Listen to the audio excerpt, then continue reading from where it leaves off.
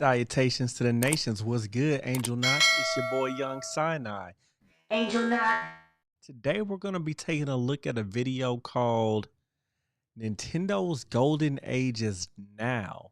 It is by Game Explain, so make sure you go and check them out. So I feel like that's a controversial statement saying that Nintendo's Golden Age is now because yes, don't get me wrong, there are a lot of good games, but some classics came out in the 90s, man. I feel like that was the golden age. That's when you got Super Mario World, you got Legend of Zelda, Link to the Past. What you got? You got Donkey Kong Country. You got a ton of others. You know what I'm saying? So I'm very interested in what this video has to say and see if it sways my mind. All right, let's check it out. So lately, I've been thinking a lot about the state of Nintendo, because the Switch is already coming up on its 7th anniversary, which to me is just insane, as I didn't think it was going to have a lifespan as long as this. I thought we'd already have the Switch 2 by now, but that just goes to show how successful this machine has been. It's brought Nintendo from the lowest of the lows to now their highest of highs. Because if you look at this chart that Jake made, it really puts into perspective just how bad of a place Nintendo is in from 2012 to the beginning of Wow. That is super dramatic. He says, y'all ever think about how insane this is? Yeah, the Wii was a huge hit. I mean, grandmas were playing that. I know it's a meme, but it's a meme because it's true. And then the Wii U, I'll be honest, man. I've been a gamer my whole life, and I didn't know that the Wii U existed until like way in its lifespan, and it's because of the horrible marketing for it, like the name, the Wii U. Like everybody just thought that it was an accessory, you know? Can't fault you for that one. And the Switch has beaten the Wii, which is pretty interesting because the Wii was huge. And this probably has a lot to do with if you have a Switch, if your household has a Switch, you may have more than one Switch in the household since it is a portable device. Like I could very easily see a kid having it and then a parent having it and then maybe the kid's sibling having it. So I could definitely see that. of 2017. I remember all too well back then, people were basically saying that Nintendo was going the way of Sega. They're on a path to irrelevance, as Atari founder Nolan Bushnell said. Atari founder Nolan Bushnell claims Nintendo could be on the path to irrelevance. He said that in 2013, on the path to irrelevance. Yeah, maybe if they would have kept going the same way as they would regarding the Wii, but when they made that pivot to the Switch one and took off, you know what I'm saying?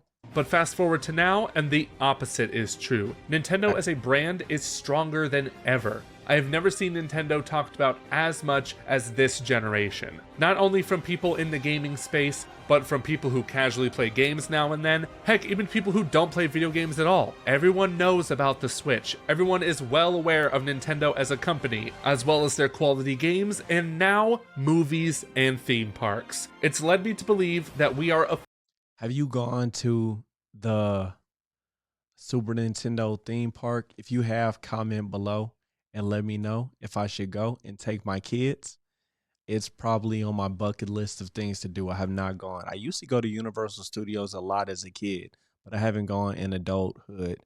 I heard that the Mario Kart ride was dope. I heard that there were some specific patterns that they put towards that ride, so it's not like just a normal go-kart ride to my understanding. But yeah, let me know in the comments if you've been there. officially in the golden age of Nintendo.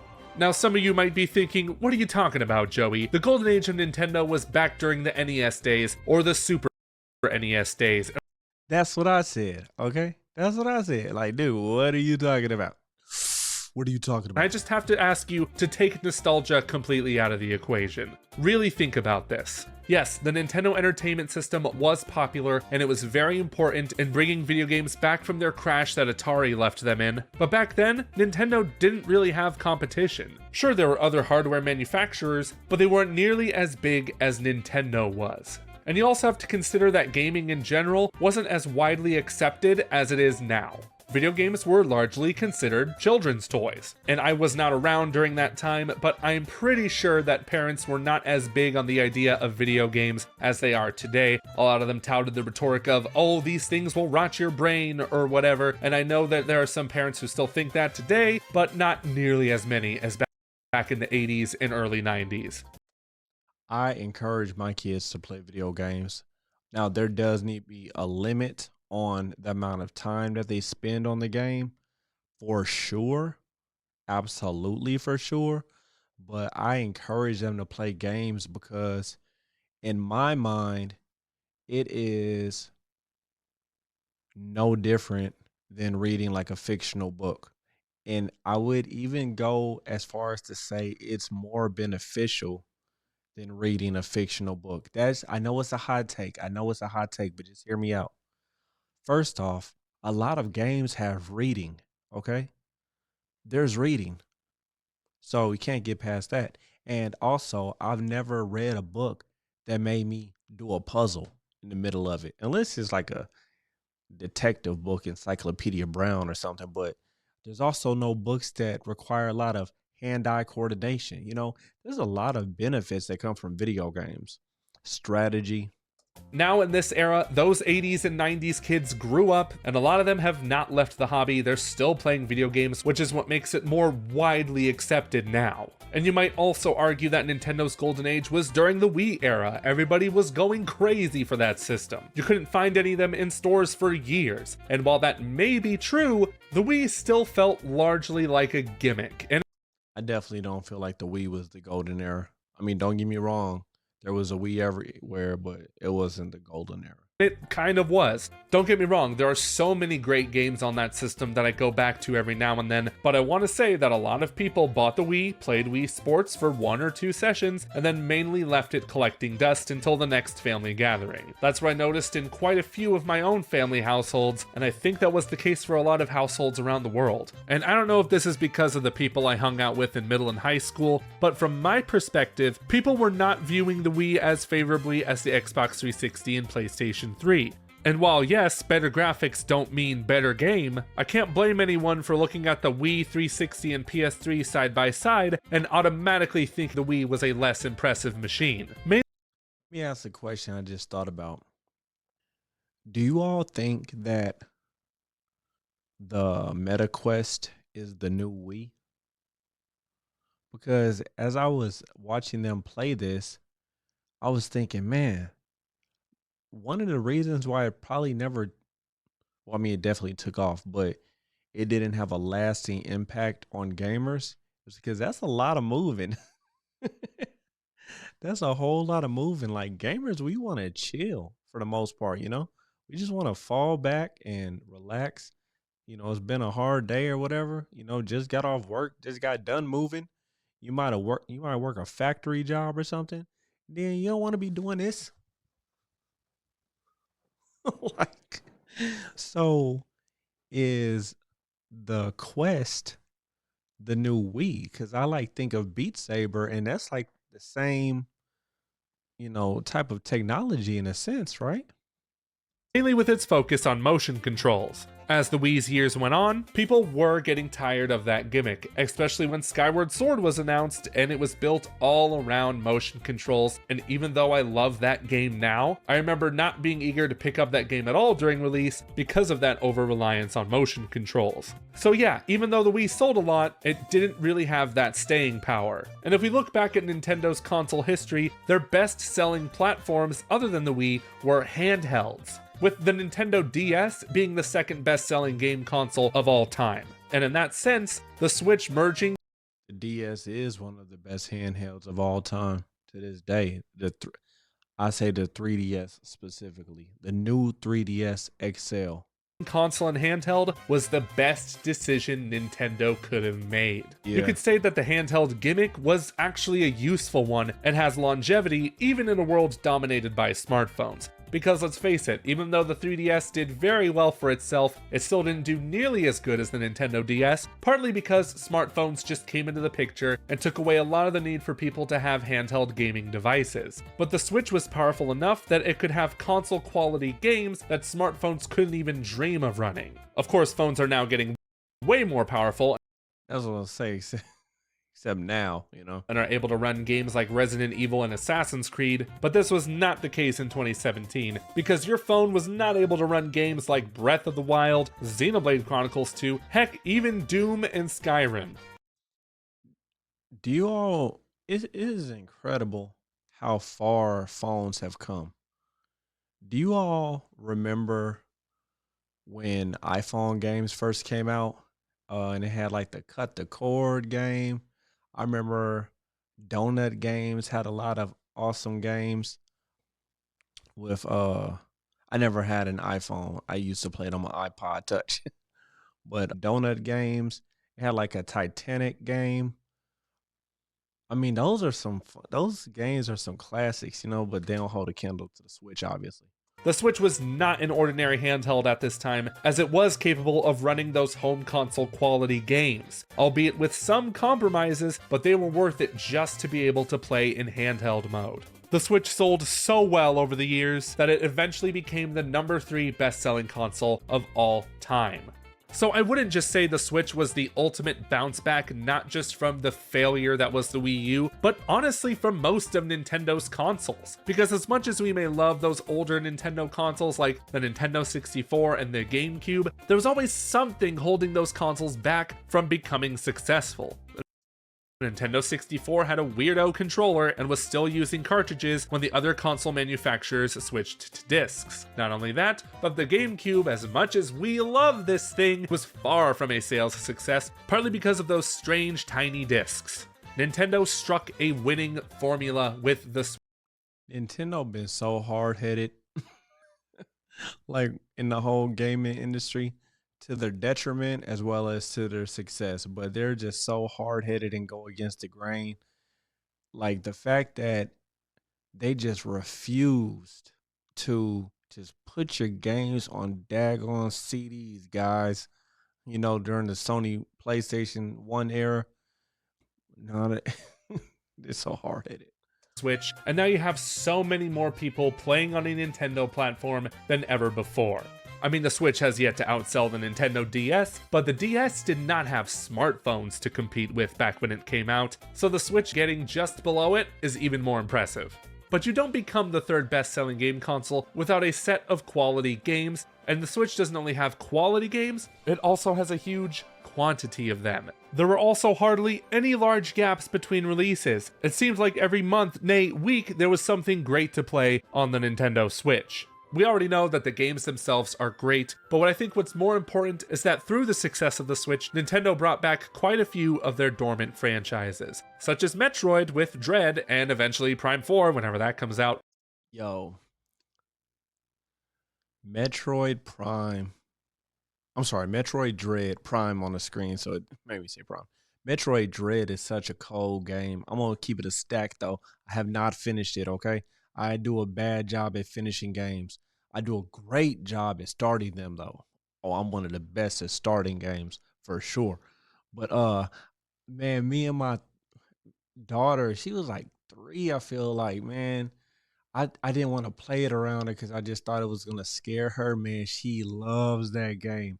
She loves that game. And then we were playing what was it? I can't remember what it was. We were playing some family game and it creeped her the heck out and she had nightmares. But she'll like watch Samus go against these scary aliens. But then Pikmin 4 finally came out on the Switch, with the previous 3 being re-released for it. And who would have thought that F-Zero would have ever come back? Sure, it's not a mainline F-Zero game, but F-Zero 99 is a fantastic. Hey yo, that's a cold game. Another 99 game that's dope is Tetris 99. That game sick. Battle Royale experience, and it's brought more eyes on the franchise than ever before. And I gotta give a shout out to Advance Wars 1 and 2 Reboot Camp. We have not seen this franchise in so long, and even though the circumstances surrounding this release I never got heavy into Advance Wars. Let me know if I'm tripping. have not been the best, it's still great to see Nintendo give it another chance. And there's no mistaking that the quality of these games are unreal, and their sales reflect that. Breath of the Wild and Tears of the Kingdom are the best-selling Zelda games by a large margin. Not only that, but Super Mario Bros. Wonder had the best launch of any Mario game to date. Metroid Dread also became the best-selling Metroid game, and let's not forget that when Kirby went 3D with the Forgotten... My son loves Mario Wonder and loves Kirby. Loves. Forgotten Land, it became the best-selling Kirby game of all time. This is what we call the Switch effect, and so many Nintendo franchises have benefited from this. And putting aside the new games, the Switch... You know what Nintendo has going for it is that they are able to, you know what I just thought about? They're like the Pixar of video games, right? They're able to make a family-friendly game that adults love and enjoy as well. Like Kirby, yes, a friendly kid game, but that game is dope, super dope. There's so much to explore. Kirby has so many cool powers. It's such a relaxing game. The music is on point, and so is Mario Wonder.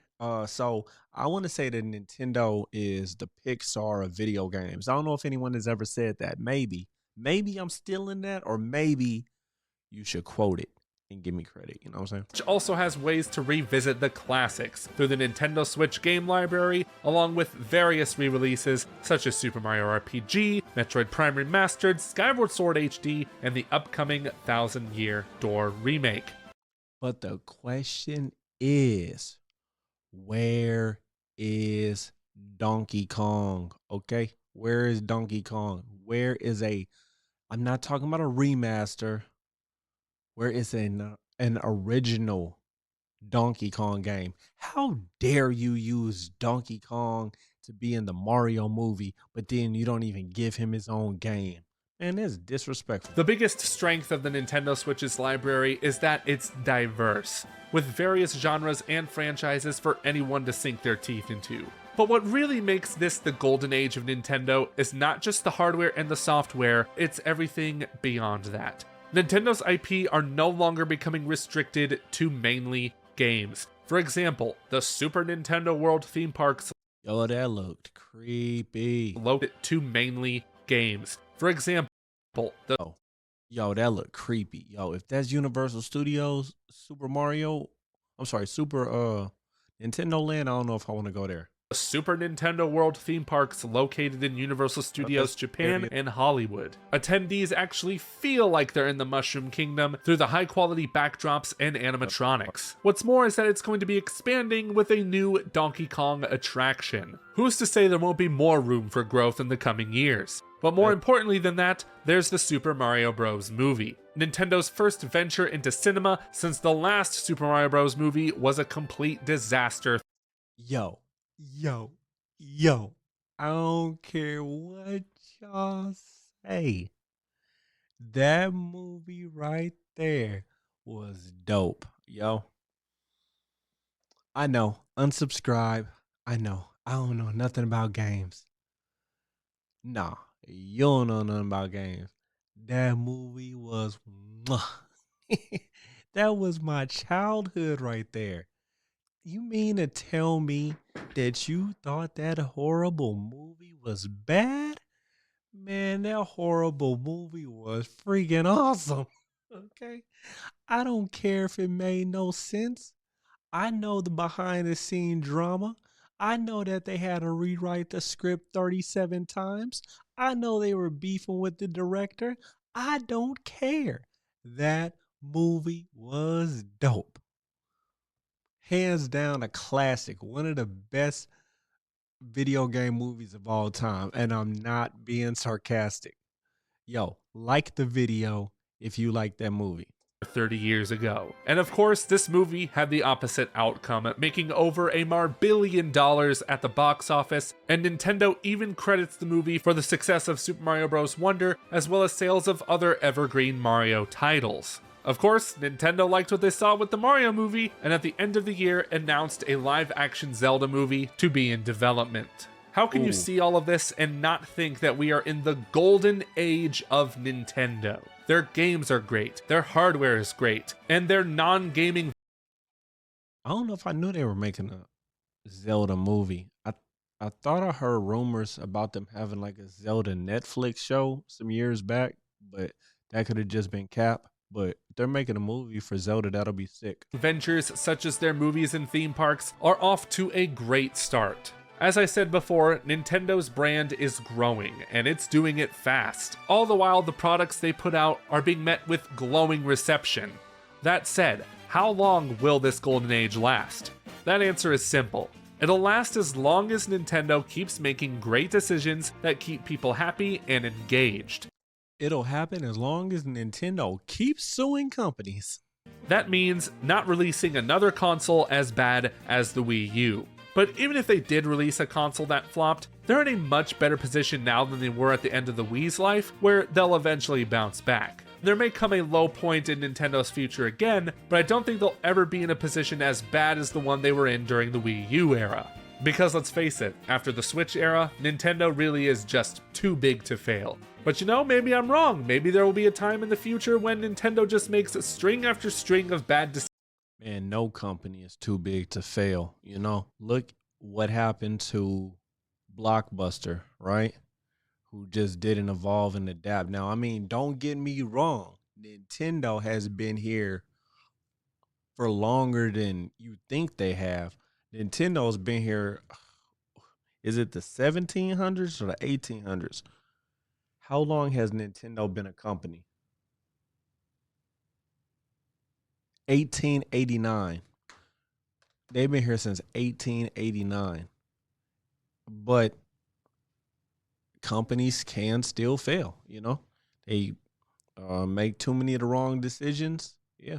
Decisions, and they eventually go bankrupt. But honestly, my intuition tells me after these past few years that they're going to be okay for a while. And I believe that because of their strong software lineup, their undefeatable hardware, and their successful foray into non-gaming...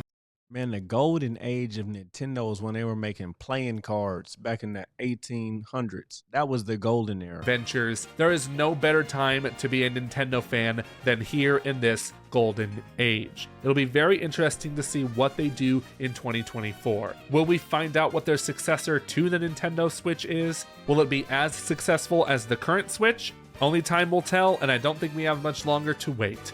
But I want to hear from you. Do you think we're in Nintendo's golden age? And I want to hear from you. Do you think we're in Nintendo's golden age? Yeah, so that video was dope. I still feel like the 90s, maybe even the 80s, was the golden age. And the reason why I say that is because that's when a lot of these characters were introduced, right? That's when we found out yeah, he has a movie now, but let's be for real. Everybody already knew who Super Mario was. He did not need a movie for people to know who he was. Like, it's awesome seeing him in all of these different mediums, but we learned who Super Mario was in the 80s, and we learned who Kirby was in the 80s. We learned all of these things in the 80s and in the 90s. So that was an amazing video, but I still have my same take, which is the golden age. I say Super Nintendo because that is nostalgia for me. He did call me out on that, but if I'm being honest and truthful, it probably was the 80s. But we are in a dope age. The Switch did change the game. The Switch walked so that the Steam Deck could soar. You know what I'm saying? Well, it's probably running. It's not soaring because unless you're a gamer, you really don't even know about the Steam Deck. Like, let's be for real. If you're a casual gamer. But yeah, all right, y'all. I'm out. Salutations to the nations. Peace. Angel Knot.